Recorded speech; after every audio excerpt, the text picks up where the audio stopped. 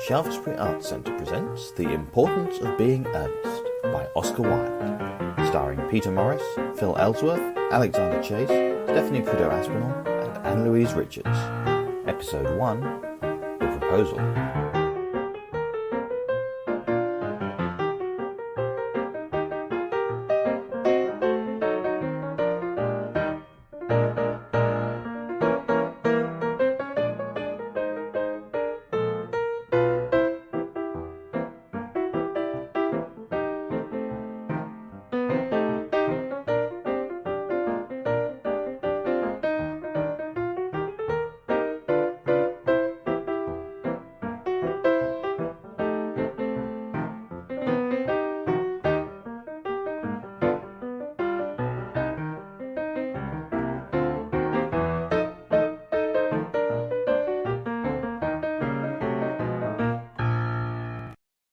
Did you hear what I was playing, Lane?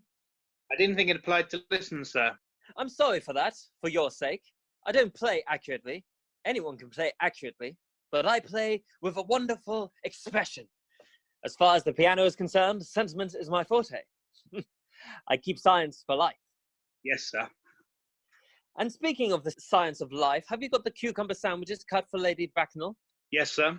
Oh, by the way, Lane, I see from your book that on Thursday night, when Lord Shorman and Mr. Worthing were dining with me, 8 bottles of champagne are entered as having been consumed. Yes, sir.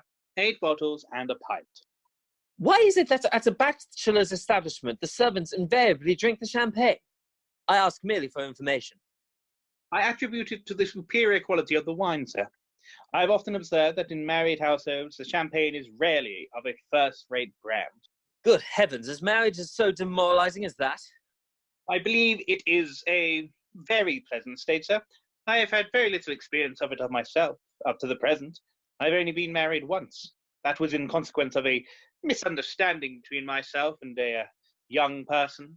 I don't know that I am very much interested in your family life, Lane. No, sir. It is not a very interesting subject. I never think of it myself. Very natural, I am sure. That will do, Lane. Thank you. Thank you, sir. Lane's views on marriage seem somewhat lax.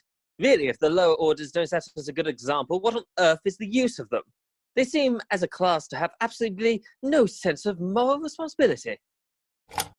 Mr. Ernest Worthing. How are you, my dear Earnest? What brings you up to town? Oh, pleasure. What else should bring one anywhere? Eating as usual, I see, Algie. I believe it is customary in good society to take some slight refreshment at 5 o'clock. Where have you been since Thursday? In the country. What on earth do you do there? When one is in town, one amuses oneself. When one is in the country, one amuses other people. It is excessively boring. And who are the people you amuse? Oh, neighbours. Got nice neighbours in your part of Shropshire? Perfectly horrid. Never speak to one of them. How immensely you must amuse them. By the way, Shropshire is your county, is it not? Eh? Shropshire? Oh, yes, of course. Hello? Why all these cups? Why cucumber sandwiches? Why such reckless extravagance in one so young? Who is coming to tea? Oh, merely Aunt Augusta and Gwendolen. Oh, how perfectly delightful. Yes, that is all very well, but I'm afraid Aunt Augusta won't quite approve of your being here. May I ask why? My dear fellow, the way you flirt with Gwendolen is perfectly disgraceful. It is almost as bad as the way Gwendolen flirts with you. I am in love with Gwendolen. I have come up to town expressly to propose to her. I thought you had come up for pleasure. I call that business. How utterly unromantic you are. I really don't see anything romantic in proposing. It is very romantic to be in love, but there is nothing romantic about a definite proposal. Why, one may be accepted. One usually is, I believe. Then the excitement is all over. The very essence of romance is uncertainty. If I ever get married, I certainly try to forget the fact. I have no doubt about that, dear Algie. The divorce court was specially invented for people whose memories are so curiously constituted. Oh, there's no use speculating on the subject. Divorces are made in heaven. Please, don't touch the cucumber sandwiches. They were ordered specially for Aunt Augusta. Well, you've been eating them all the time. That is quite a different matter. She is my aunt. Have some bread and butter. The bread and butter is for Gwendolen. Gwendolen is devoted to bread and butter. And very good bread and butter it is too. Well, my dear fellow, you need not eat it as if you were going to eat it all. You behave as if you were married to her already. You are not married to her already, and I don't think you ever will be. Why on earth do you say that? Well, in the first place, girls never marry the men they flirt with. Girls don't think it right. Oh, that is nonsense. It isn't. It is a great truth. It accounts for the extraordinary number of bachelors that one sees all over the place.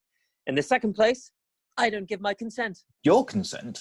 My dear fellow, Gwendolen is my first cousin, and before I allow you to marry her, you will have to clear up the whole question of Cecily. Lane?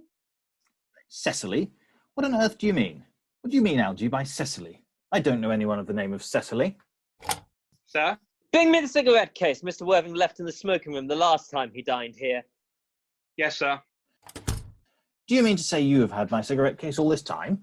I wish to goodness you'd let me know. I've been writing frantic letters to Scotland Yard about it. I was very nearly offering a large reward. Well, I wish you would offer one. I happen to be more than usually hard up. There is no good offering a large reward now that the thing is found. I think that it is rather mean of you, Ernest, I must say. However, it makes no matter, for now that I look at the inscription inside, I find that the thing isn't yours after all.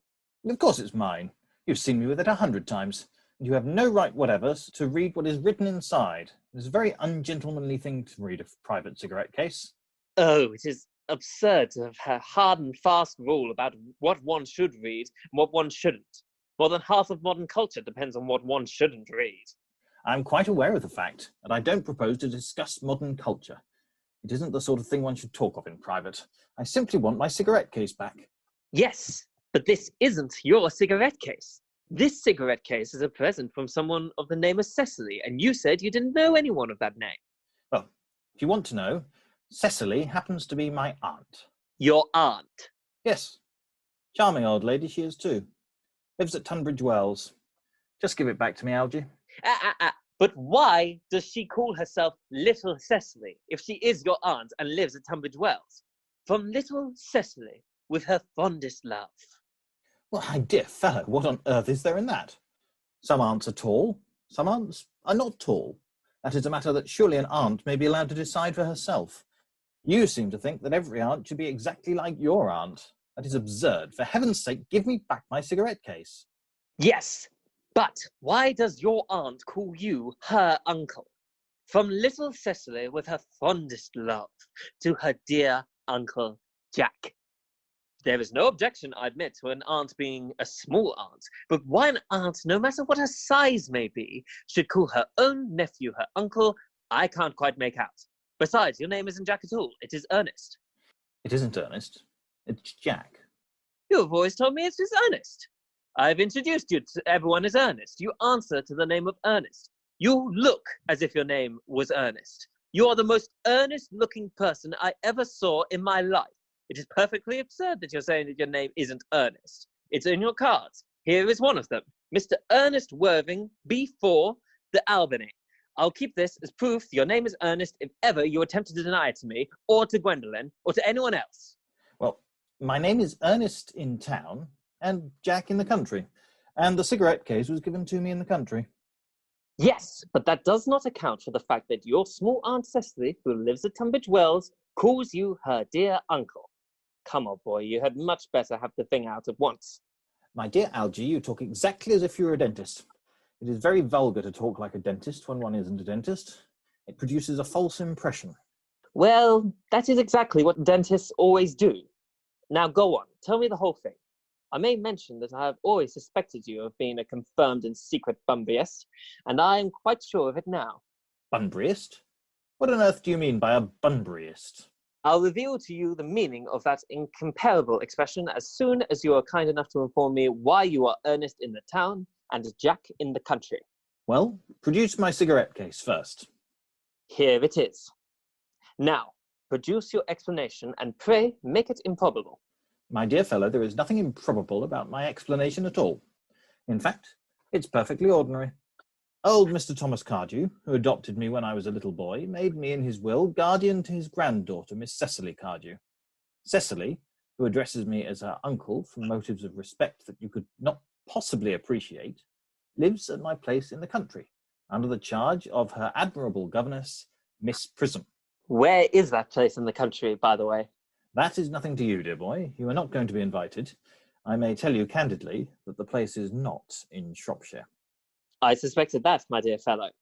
I have Bunburyed all over Shropshire on 2 separate occasions. Now, go on. Why are you Ernest in town and Jack in the country? My dear Algy, I don't know whether you'll be able to understand my real motives. You're hardly serious enough. When one is placed in the position of guardian, one has to adopt a very high moral tone on all subjects. It's one's duty to do so.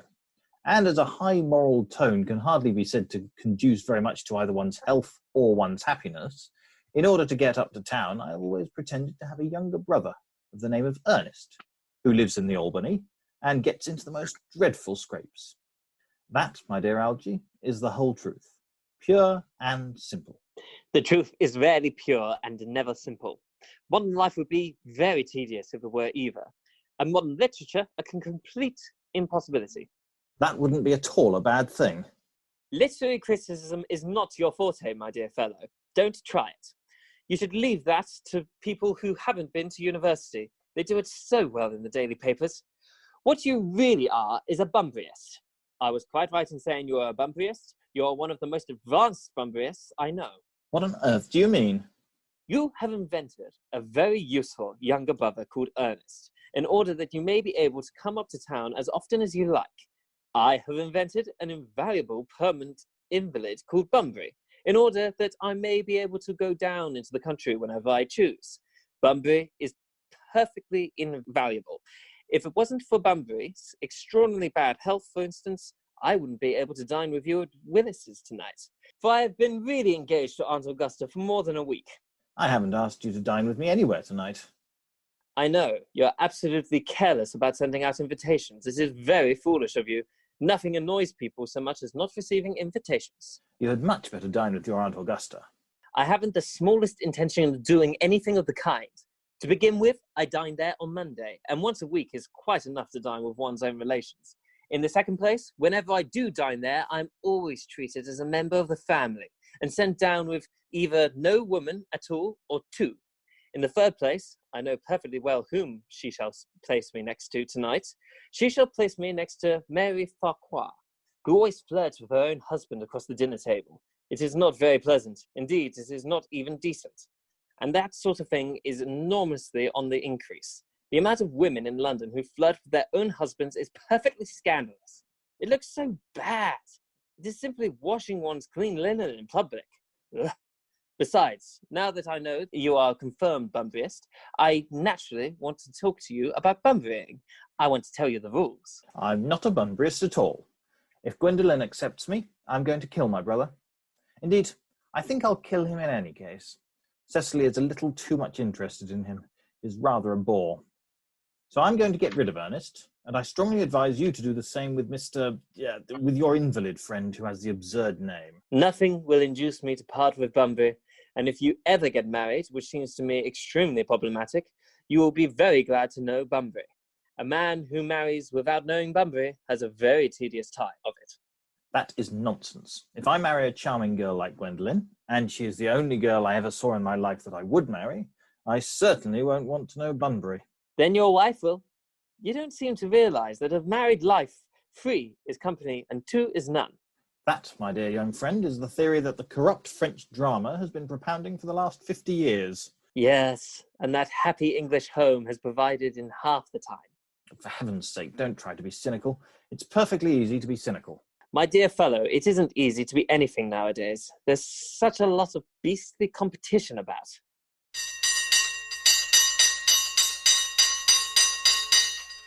Ah, that must be Aunt Augusta. Only relatives or creditors ever ring in that Wagnerian manner. Now, if I get her out of the way for 10 minutes so that you have an opportunity for proposing to Gwendolen, may I dine with you tonight at Willis's? I suppose so, if you want to. Yes, but you must be serious about it. I hate people who are not serious about meals. It is so shallow of them. Lady Bracknell and Miss Fairfax. Good afternoon, dear Algernon. I hope you are behaving very well. I'm feeling very well, Aunt Augusta. That's not quite the same thing. In fact, the two things rarely go together. Dear me, Gwendolyn, you are smart. I am always smart. Aren't I, Mr. Worthing? You're quite perfect, Miss Fairfax. Oh, I hope I'm not that. It would leave no room for developments, and I intend to develop in many directions. I'm sorry if we're a little late, Algernon, but I was obliged to call on dear Lady Harbury. I hadn't been there since her poor husband's death. I never saw a woman so altered. She looks quite 20 years younger. Now, I'll have a cup of tea, one of those nice cucumber sandwiches you promised me. Certainly, Aunt Augusta. Won't you come and sit here, Gwendolen? Oh, thanks, Mamma. I'm quite comfortable where I am. Good heavens! Lane! Why are there no cucumber sandwiches? I ordered them specially. There were no cucumbers in the market this morning, sir. I went down twice. No cucumbers? No, sir. Not even for ready money. That will do, Lane, thank you. I'm greatly distressed, Aunt Augusta, about there being no cucumbers, not even for ready money. It really makes no matter, Algernon. I had some crumpets with Lady Harbury, who seems to me to be living entirely for pleasure now. I hear her hair has turned quite golden from grief. It certainly has changed colour. From what cause, I of course cannot say. Thank you. I've quite a treat for you tonight, Algernon. I'm going to send you down with Mary Farquhar. She's such a nice woman and so attentive to her husband. It's delightful to watch them. Oh, I'm afraid, Aunt Augusta, I shall have to give up the pleasure of dining with you tonight after all. I hope not, Algernon. It would put my table completely out. Your uncle would have to dine upstairs. Fortunately, he is accustomed to that. It is a great bore, and I need hardly say a terrible disappointment to me. But the fact is, I've just had a telegram to say that my poor friend Bunbury is very ill again. They seem to think I should be with him. It is very strange. This Mr. Bunbury seems to suffer from curiously bad health. Yes, poor Bunbury is a dreadful invalid. Well, I must say, Algernon, that I think it is high time that Mr. Bunbury made up his mind whether he was going to live or die. This shilly-shallying with the question is absurd. Nor do I in any way approve of the modern sympathy with invalids. I consider it morbid. Illness of any kind is hardly a thing to be encouraged in others. Health is a primary duty of life. I'm always telling that to your poor uncle, but he never seems to take much notice. As far as any improvements in his ailments goes, I should be much obliged if you would ask Mr. Bunbury, from me, to be kind enough not to have a relapse on Saturday, for I rely on you to arrange my music for me. It is my last reception, and one wants something that will encourage conversation, particularly at the end of the season, when everyone has practically said whatever they had to say, which, in most cases, was probably not much. I'll speak to Bunbury, Aunt Augusta, if he is still conscious. And I think I can promise you he'll be all right by Saturday. Of course, the music is of great difficulty. You see, if one plays good music, people don't listen. And if one plays bad music, people don't talk. But I'll run over the programme and I've drawn out, if you'll kindly come with me into the next room for a moment. Thank you, Algernon. It is very thoughtful of you. I'm sure the programme will be delightful. After a few expurgations, French songs I cannot possibly allow. People always seem to think they are improper and either look shocked, which is vulgar, or laugh, which is worse. But German sounds a thoroughly respectable language, and indeed I believe it is so. Gwendolen, you will accompany me? Certainly, Mamma. Charming day it has been, Miss Fairfax. Oh, pray don't talk to me about the weather, Mr. Worthing. Whenever people talk to me about the weather, I always feel quite certain they mean something else, and that makes me so nervous. I do mean something else. I thought so. In fact, I'm never wrong. And I would like to be allowed to take advantage of Lady Bracknell's temporary absence. I would certainly advise you to do so.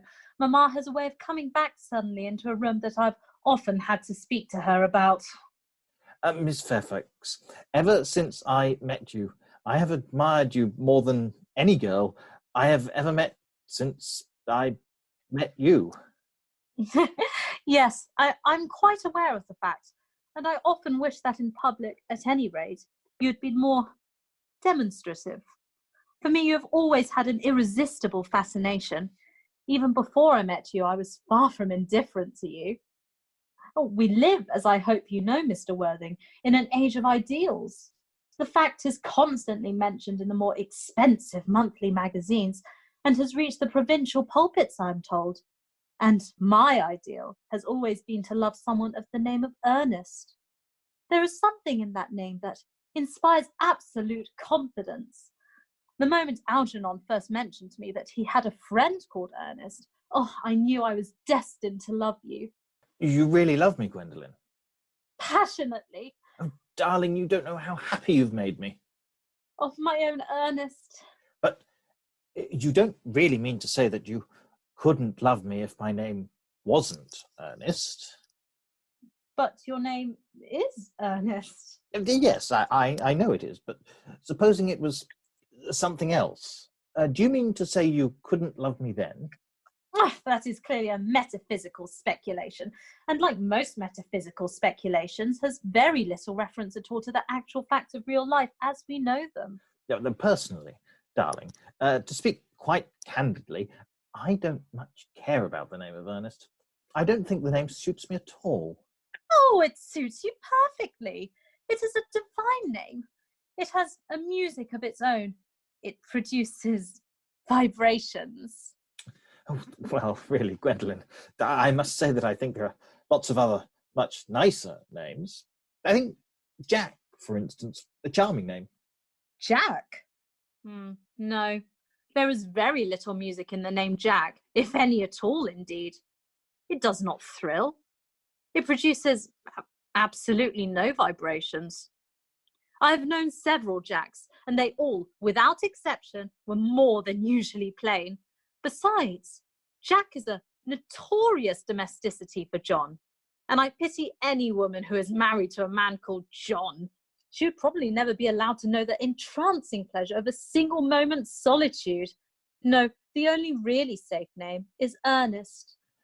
Gwendolen, I must get christened at once. I mean, we must get married at once. There is no time to be lost. Married, Mr. Worthing?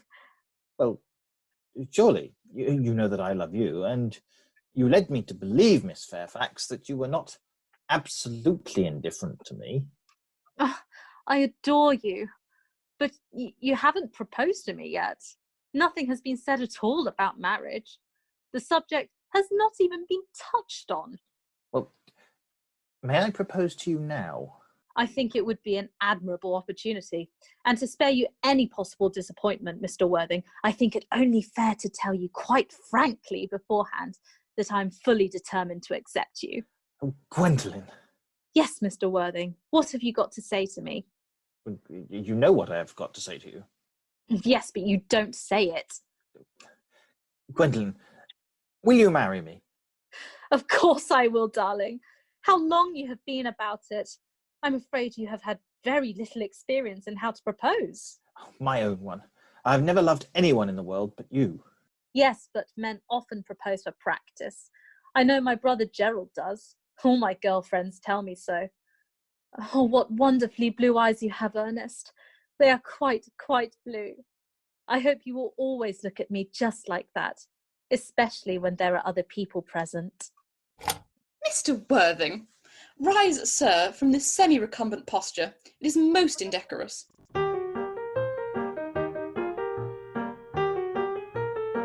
In that episode of The Importance of Being Earnest, Peter Morris was Algernon Moncrief, Phil Ellsworth was Lane, Alexander Chase was Jack Worthing, Stephanie Prideaux Aspinall was Lady Bracknell, and Anne-Louise Richards was Gwendolen Fairfax. The Importance of Being Earnest was produced and directed by Alexander Chase for Shaftesbury Arts Centre.